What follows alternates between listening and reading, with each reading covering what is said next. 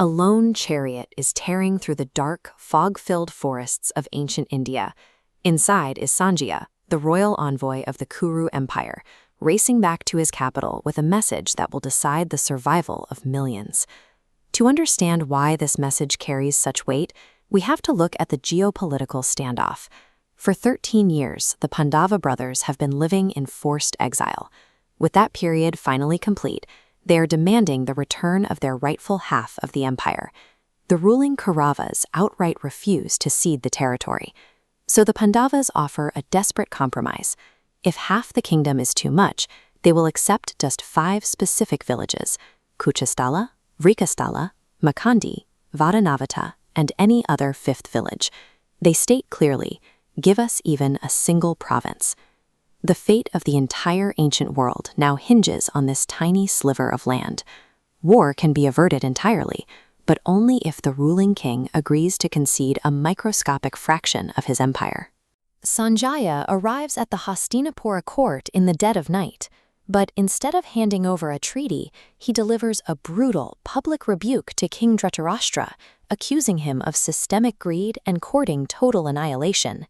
Having delivered this warning, Sanjaya abruptly states he will withhold the specific terms until the public assembly the next morning. He leaves. The king is left in an agonizing state of suspense, confessing to his attendants that the encounter is literally making his body burn.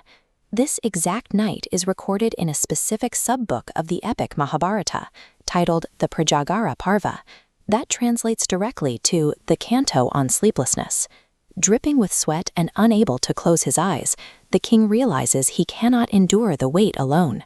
He urgently summons his wise half-brother, Vidura, turning what should be a geopolitical emergency into a psychological autopsy. When Vidura enters the royal chamber, clinical assessment of the king's condition. Vidura notes insomnia strikes a weak man, one who lost wealth, someone consumed by lust, or a thief. This diagnosis is a trap. Eliminating the rest, the king realizes he is the thief, awake because he is coveting the wealth of others.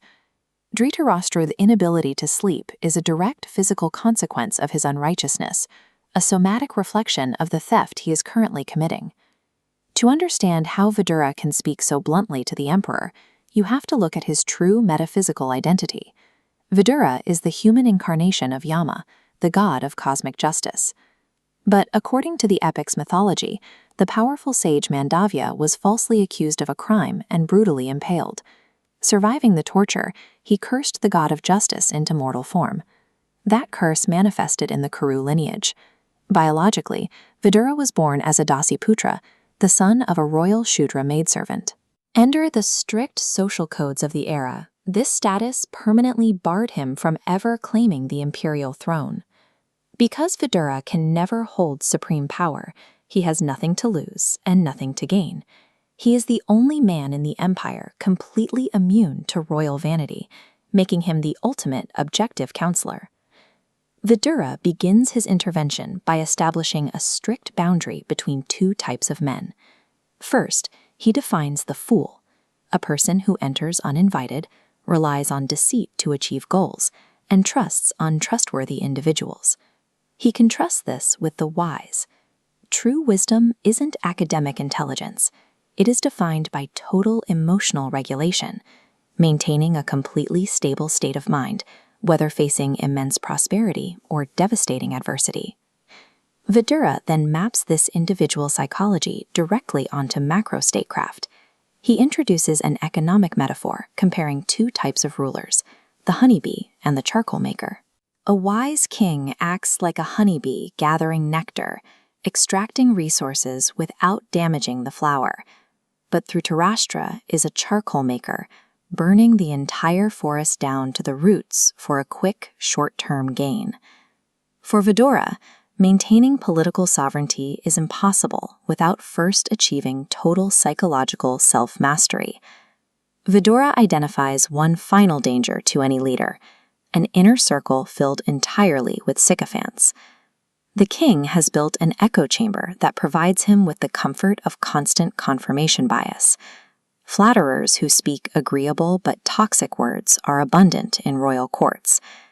Individuals willing to speak and listen to Unpleasant but beneficial truths are extremely rare.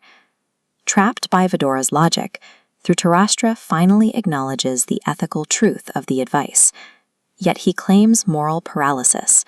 He tells Vidura he cannot stop his son's greed, blaming his own inaction on the overriding force of destiny. Vidura rejects this fatalism completely. He warns the king that attempting to secure an empire through unrighteous means is like wrapping raw leather over an open fire. The material will inevitably shrink, crack, and incinerate. Systemic collapse happens when a leader actively chooses the comfort of a lie over the friction of a structural truth, and then dresses up that cowardice as destiny. The midnight discourse reaches its absolute limit. Bound by his social birth, Vidura halts his political teaching and summons the sage Sanat Sujata to guide the king through deeper spiritual realities. But when the sun rises, the psychological intervention proves to have failed. In the morning assembly, the king rejects the 5-village ultimatum. The diplomatic window slams shut forever. The immediate consequence is staggering. 18 massive armies mobilize, drawing in kingdoms across the continent, preparing to annihilate each other on the plains of Kurukshetra. This massive ancient conflict followed a cold narrative logic, representing the final, physical result of one leader's refusal to manage his own greed.